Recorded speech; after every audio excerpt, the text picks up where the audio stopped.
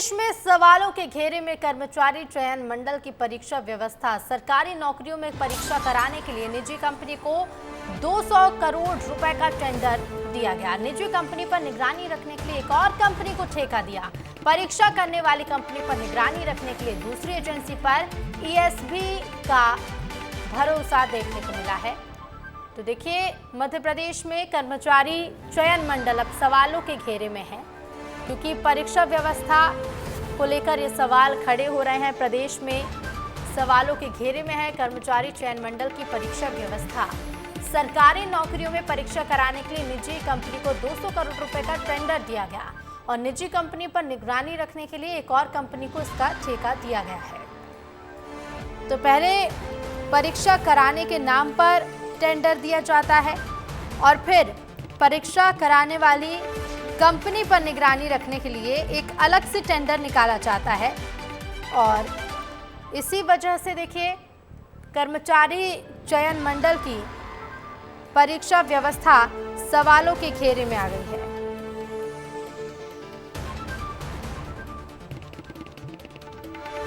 तो परीक्षा व्यवस्था कर्मचारी चयन मंडल की सवालों के घेरे में है।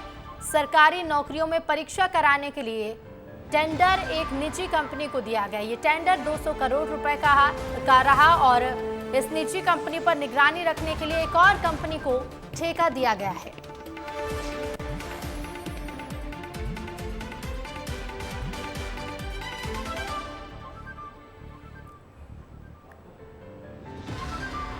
तो सवालों के घेरे में है परीक्षा व्यवस्था और अब किस तरह से इस मामले की जांच की जाएगी, ये तो आने वाला समय ही बताएगा। और चूंकि मामला सामने आने के बाद कई तरह के सवाल भी खड़े हो रहे हैं। 200 करोड़ रुपए का टेंडर निजी कंपनी को दिया गया। इसके साथ ही बड़ी बात यह भी कि इसी निजी कंपनी पर निगरानी के लिए एक अन्य कंपनी को टेंडर दिया गया। और चलिए सीधे रुख करेंगे भोपाल से, संवाददाता विवेक पांडे हमारे साथ जुड़ रहे हैं। विवेक, क्या कुछ ये पूरा मामला है, विस्तार से जानकारी दीजिए।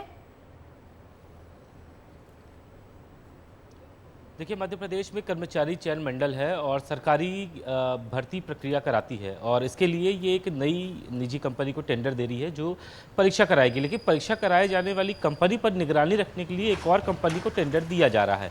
ये पूरा घटनाक्रम जब सामने आया है तो अब जो कर्मचारी चयन मंडल है पूरी तरीके से सवालों के घेरे में है। ऐसे में सरकारी जो भर्तियां हैं उस पर भरोसा कैसे रखा जाएगा, क्योंकि निगरानी करने वाली भी निजी कंपनी है और परीक्षा कराने वाली भी निजी कंपनी। तो आखिर कर्मचारी चयन मंडल की भूमिका क्या रहेगी? क्या सिर्फ वो टेंडर जारी करेगा या फिर छात्रों से सिर्फ परीक्षा शुल्क वसूल करेगा? तो ऐसे में कई सवाल इस परीक्षा कर्मचारी चयन मंडल को लेकर उठ रहे हैं। लेकिन एक बड़ी बात है कि इससे पहले भी ये कर्मचारी चयन मंडल निजी कंपनियों से परीक्षा कराए जाने के मामले में सवालों के घेरे में रहा। मध्य प्रदेश में वरिष्ठ कृषि विस्तार अधिकारी हो या फिर कृषि विस्तार अधिकारी हो, पटवारी परीक्षा हो, ऐसी कई परीक्षाएं हैं जो कर्मचारी चयन मंडल की तरफ से निजी कंपनियों को कराए जाने का ठेका देना और उसके बाद फिर ये परीक्षाएं सवालों के घेरे में रहना। जबकि कर्मचारी चयन मंडल में कई सारे जो अहम पद हैं वो खाली हैं। इसके बाद भी सिर्फ कर्मचारी चयन मंडल एक भवन बन के रह चुका है और वहाँ बैठे अधिकारी सिर्फ और सिर्फ बच्चों से और जो तमाम सारे आवेदक होते हैं, अभ्यर्थी होते हैं जो परीक्षा के लिए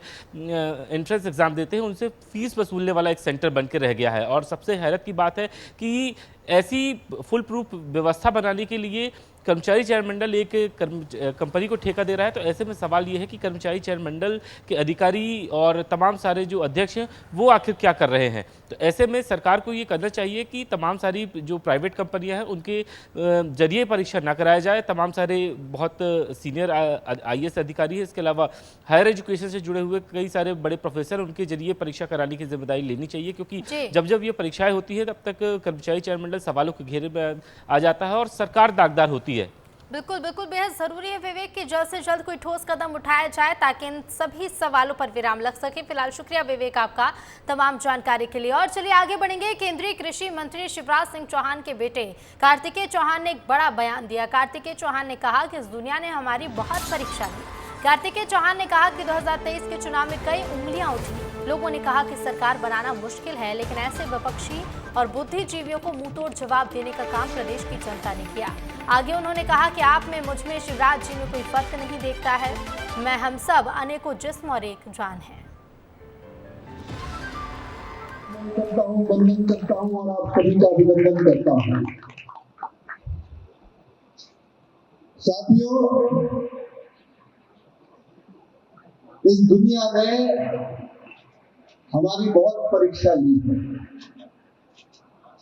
और हमारी मैं इसलिए शब्द का उपयोग करता हूं क्योंकि मैं आप में, मुझ में, माननीय केंद्र मंत्री जी में, हम सब में मैं कोई फर्क नहीं देखता हूं। हम सब अनेकों जिस्म और एक जान है। इधर इंदौर में मंत्री तुलसी सिलावट का एक अलग अंदाज सामने आया। यहां पर जमीन पर बैठकर मंत्री तुलसी सिलावट समस्या सुनते दिखाई दिए। मंत्री जी ने घर में आई जनता को भी जमीन पर बिठाया और खुद भी जमीन पर बैठकर लोगों से उनकी समस्याएं सुनी। ने जमीन पर बैठकर लोगों की समस्याओं को सुना, जनता को भी जमीन पर बिठाया, लेकिन खुद भी जनता के बीच बैठे और जनता की समस्याओं को सुना है। ये तस्वीरें आप देख सकते हैं। रायपुर के लाखी नगर स्थित खेल मैदान अब कचरे के मैदान में तब्दील हो गया है। खेल मैदान में कचरे का अंबार पड़ा है, जिससे यहां खेलने वाले बच्चों को मजबूरी में कचरे के बीच खेलना पड़ रहा है। खेल मैदान में अवैध रूप से पार्किंग भी बना दी गई है। इसके अलावा खेल मैदान में ही अवैध रूप से कंस्ट्रक्शन का सामान, रेत, ईंट और गिट्टी भी रखी है। इससे खेल मैदान का एरिया कब्जा हो गया है। खेल मैदान में खेलने वाले बच्चों ने बताया कि खेल मैदान में काफी दिनों से कचरा पड़ा हुआ है, लेकिन इसे हटाने वाला कोई नहीं, जिसकी वजह से उन्हें कचरे के बीच में खेलना पड़ता है। स्थानीय निवासियों ने बताया कि सरकार ने इस खेल मैदान का निर्माण बच्चों के खेलने के लिए किया था, लेकिन आज हालात बद से बदतर हो चुके हैं, लेकिन सुध लेने वाला कोई नहीं है।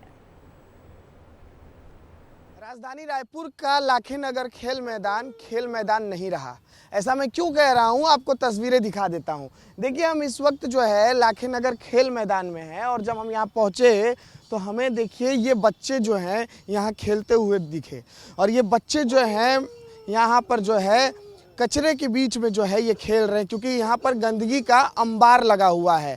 आप देखिए कि कैसे यहाँ पर बच्चे जो है, छोटे छोटे बच्चे जो है अगल बगल के रहने वाले हैं, वो यहाँ पर रोज़ाना खेलने आते हैं, लेकिन इस खेल मैदान की इतनी बदतर स्थिति है कि ये बच्चे जो हैं कचरे के बीच में खेल रहे हैं। इसके अलावा मैं अगर यहाँ पर बात करूँ तो आप देखिए कि किस तरीके से इस खेल मैदान में जो है यहाँ पर मलबा पड़ा हुआ है। ये ढेर सारा यहाँ मलबा, ये मलबा किसका है, कहाँ से आया है, इसका कुछ अता पता नहीं है। यहाँ देखिए अगल बगल जो है, आपको जहाँ भी आप नज़र डालेंगे आपको कचरे का अंबार नज़र आएगा। लेकिन ये बच्चे जो हैं, मैं आपको जैसा कि बताया कि ये बच्चे जो हैं इसी कचरे में खेल रहे हैं। अब इन्हें तो मालूम नहीं कि कौन आएगा कचरा साफ़ करेगा, लेकिन ये बोल रहे थे अभी जब मैं इनसे मिला कि बहुत कचरा रहता है, दिक्कत होती है खेलने में। आप देखिए कि किस तरीके से जो है यहाँ पर। ये बताओ, ये तो पूरा ये यहाँ खेलने आते हो? यस। हाँ? तो यहाँ इतनी गंदगी फैली हुई है, कब से है ये बहुत दिन से। हाँ? हाँ। ऐसी है ये? हाँ। तो दिक्कत होती होगी ना? हाँ। बताओ क्या दिक्कत होती है?